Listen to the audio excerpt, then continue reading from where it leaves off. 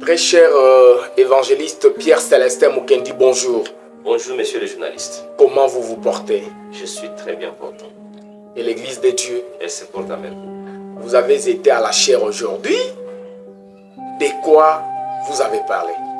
Nous avons continué avec le thème intitulé « Ceux que Dieu a connus d'avance ». Nous l'avons tiré de Romains chapitre 8, verset 8 jusqu'à 30. Et le sous-thème c'était ceux qu'il a connus d'avance, il les a appelés des dieux. Et là nous avons souligné le fait que c'est lui que Dieu a préparé avant la fondation du monde à devenir son fils. Il doit nécessairement l'appeler à se marcher. L'appel des dieux s'est présenté de trois façons. Il y a l'appel direct, où Dieu lui-même, c'est-à-dire Jésus-Christ, dans la chair de l'homme, a marché sur la terre, dans les rues d'Israël.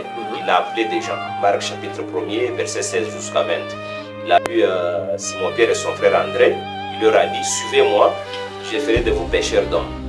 Il a vu Jacques et Jean, son frère, qui réparaient les filets avec leur père Zébédée, avec les ouvriers aussi. Il leur a dit, suivez-moi. On a vu seulement les deux frères qui ont suivi le Seigneur. Donc l'appel à ses destinataires. On a aussi vu deuxième façon d'appeler par Dieu, les faits à travers les appelés eux-mêmes. Ceux-là qui sont déjà venus à l'évangile, ils peuvent non pas prêcher, mais ils invitent, ils intéressent les autres. Venez voir, viens et vois. C'est déjà chapitre 1er, 53 jusqu'à 51. Ça c'est l'affaire de Philippe, Philippe l'apôtre.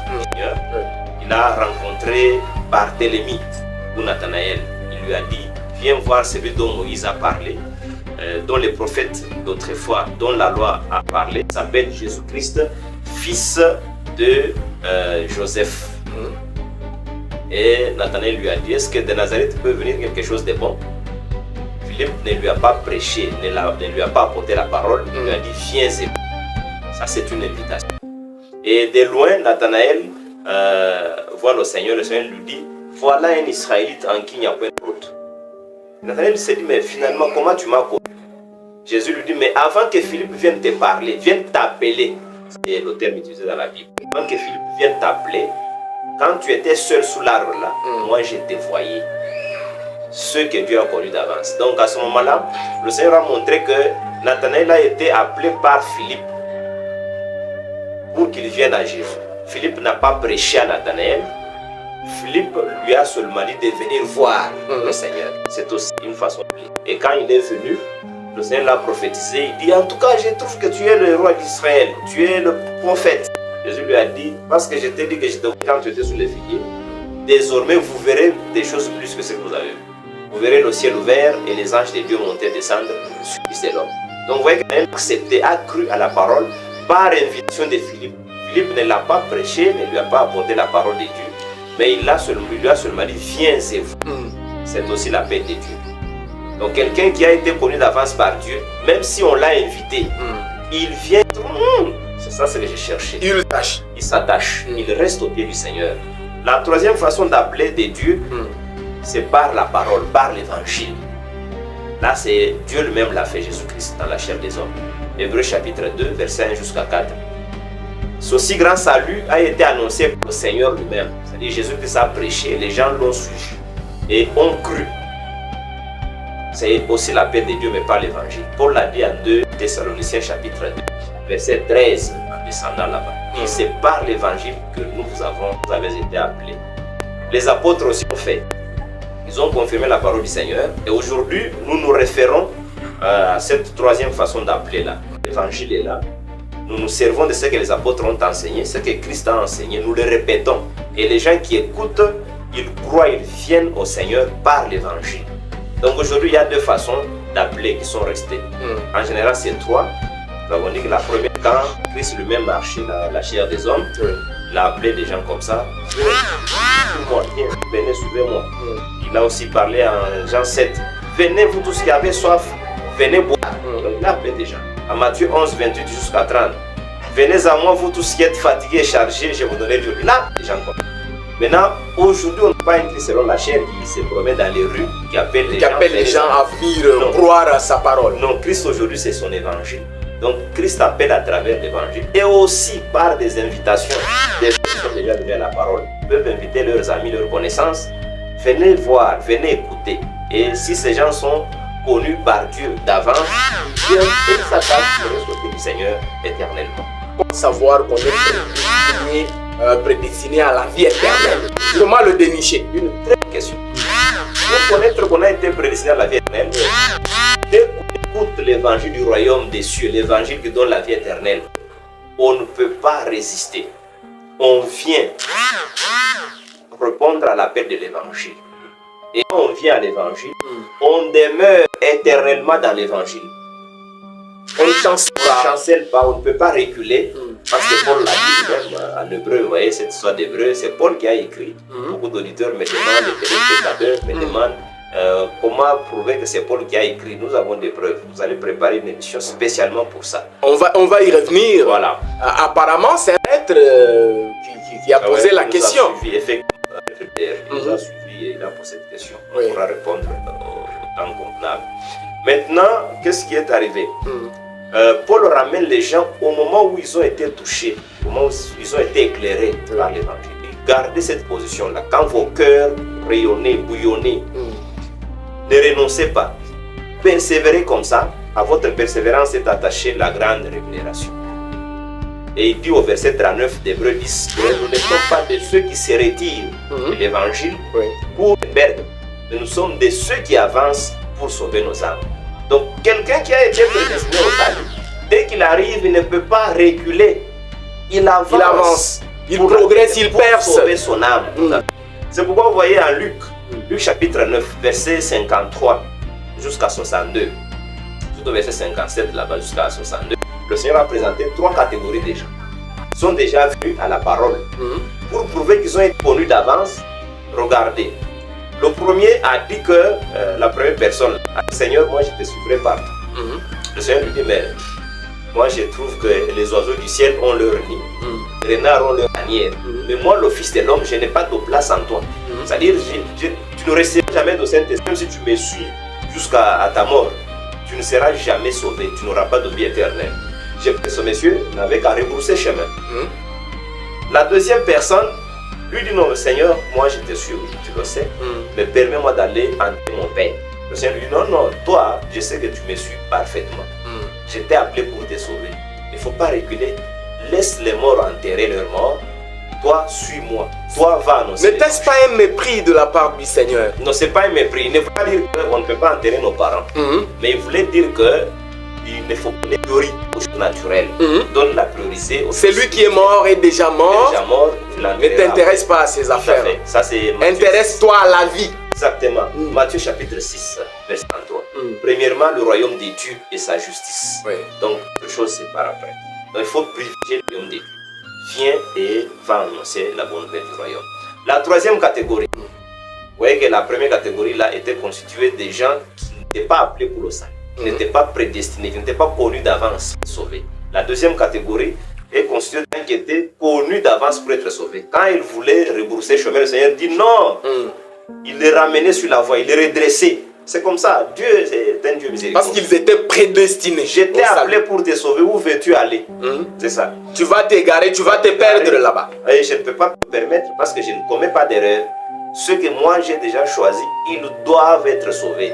Et tu es déjà venu, je ne peux pas te laisser rentrer. Mais dites-moi, Judas n'était-il pas choisi? Très bonne question. Est-ce qu'il a été sauvé? Très bonne question. Je crois qu'il y a même l'un des frères qui était dans l'assemblée qui l'a posé. Je vais répondre à la question là. La troisième catégorie était constituée des gens qui étaient destinés au salut. Parce que vous m'avez demandé comment reconnaître qu'on a été connu d'avance pour être sauvé. Oui. Qui voulaient aller dire au revoir au bishop. C'est-à-dire, dire, voyez, je vais vous suivre, mais permettez-moi d'aller dire au revoir à mon bishop. À mes parents, je vais aux prostituées avec qui je commettais l'adultère. Je leur dis, en tout cas, vous ne me verrez plus encore dans vos bars, vous ne me verrez plus encore dans vos cortèges là. Le Seigneur n'a pas permis, dit non, quand tu iras là-bas, les putes là vont t'embrasser, tu vas retomber dans vont chercher davantage à te dérouter. Tout à fait. À te séduire. Ils vont te présenter des cadeaux. Les bishops diront, mais viens, d'ailleurs tu seras mon adjoint, comme ils aiment se donner des titres. Oui. Nous te donnons ces véhicules, c'est pour toi, et tu seras appâté par ça, tu vas rater la vie. Il faut faire. Quiconque met la main à la charrue et regarde en arrière n'est pas digne de moi. Tu as déjà mis ta main à la charrue, il ne faut pas regarder en arrière. Si tu rentres, tu regardes en arrière, je ne te sauverai plus. Donc ne rentre pas dire au revoir au bishop. C'est ce que nous disons à beaucoup de gens qui viennent à la parole. Vous êtes déjà venus.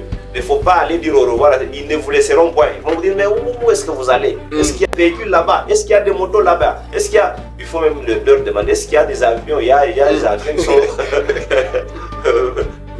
parqués là-bas, si on peut dire dans ce sens.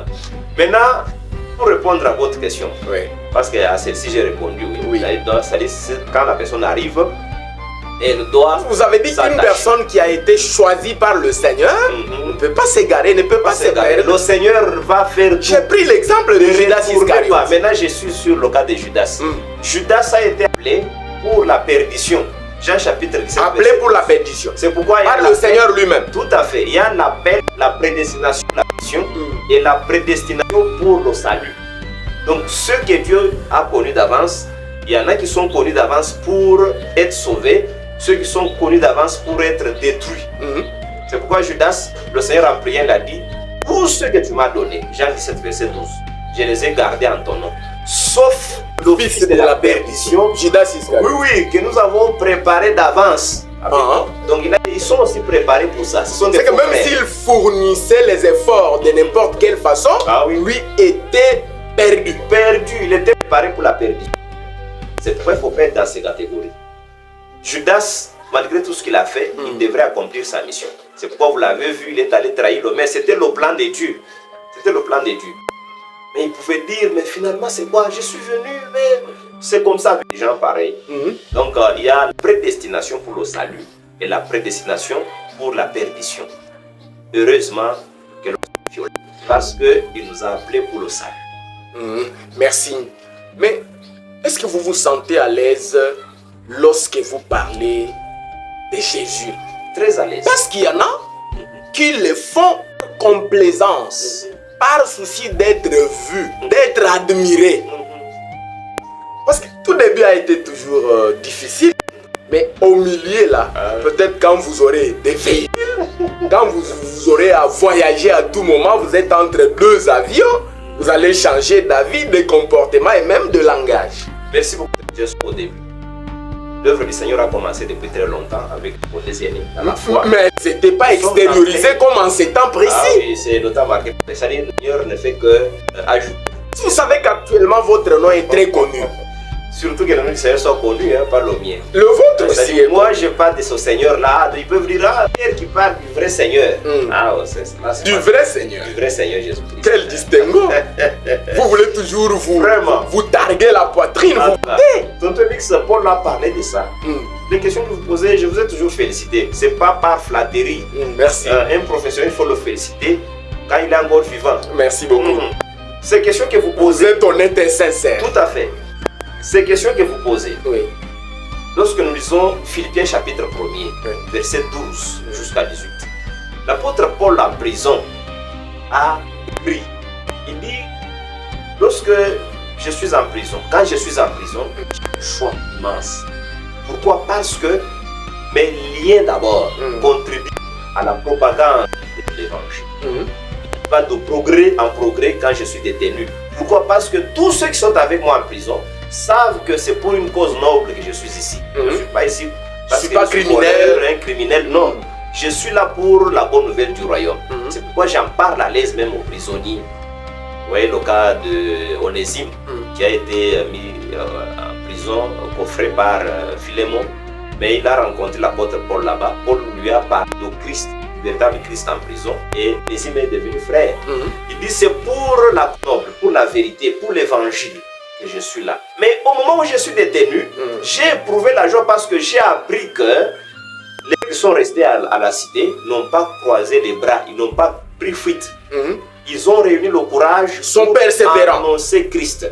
Mais parmi ceux qui annoncent Christ là, il y en a deux catégories. La première catégorie annonce Christ par envie, par vaine gloire, pour être vu, comme vous l'avez dit, pour être connu. Donc, quand ils prennent l'évangile comme quelque chose comme une échelle. Voilà, comme les joueurs de dés. Voilà, ils jouent comme ça des dames. Ils sont en train de se disputer. Moi, je vais te marquer. Moi, dans ce sens. L'évangile n'est pas dans ce sens. Tu vois, entre moi et toi, je vais voir. Tu vas prouver. Non, non. Ça, c'est du jeu. Ils n'ont pas d'amour. Ils ne sont pas appelés à le faire. Et la deuxième catégorie, donc il a aussi dit que la première catégorie annonce Christ par motif impur.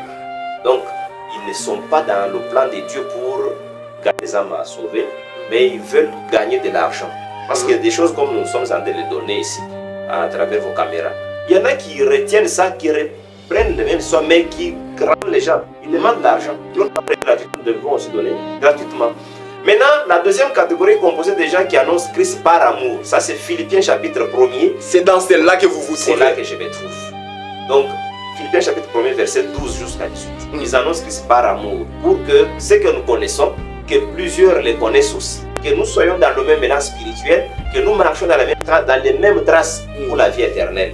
Cela enseigne ou annonce Christ par amour, par pureté de cœur, ainsi de suite. Mais il dit au verset 18 que ce soit par motif impur ou par motif pur, Christ n'est pas moins annoncé. Ça signifie quoi? Parmi les frères, pas bien, parmi les frères, quand ils vont annoncer pour être vus, si on leur demandait où est-ce que vous vous assemblez, ils vont toujours indiquer là où nous sommes. Et les gens vont venir, les prédestinés au salut. Les prédestinés au salut viendront. Quand ils viendront, ils comprendront, oh, le vrai Christ, c'est pas ce que l'autre faisait, vantardise. Non, c'est un Christ d'humilité, Christ pour le salut. Et ils n'ont pas quand même travaillé en vain. En vain pour eux parce qu'ils n'auront pas la vie éternelle. Mais Christ n'est pas moins annoncé. Christ va venir, donc ses frères vont venir et ils sont sauvés. Mais eux seront perdus. Dites-moi, qu'est-ce que vous avez qui n'est pas chez les autres? Que vous voulez que les gens viennent voir chez vous? La vie éternelle. Les autres n'en ont pas. Plusieurs n'en ont pas. Donc ils sont en train de farcir. Ils sont en train de travailler pour des gains sordides. Jésus-Christ est devenu une source de gain pour plusieurs. Et vous ne travaillez que pour la vie éternelle. Pour la vie éternelle. Jean chapitre 6, verset 27.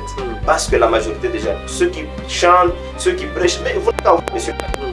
Ils sont là, ils prêchent, ils rançonnent de l'argent, on leur donne des billets, ils empochent, on met ça sur leur front, on met dans des corbeilles. Ils chantent, donc c'est de la comédie, c'est partout dans le monde.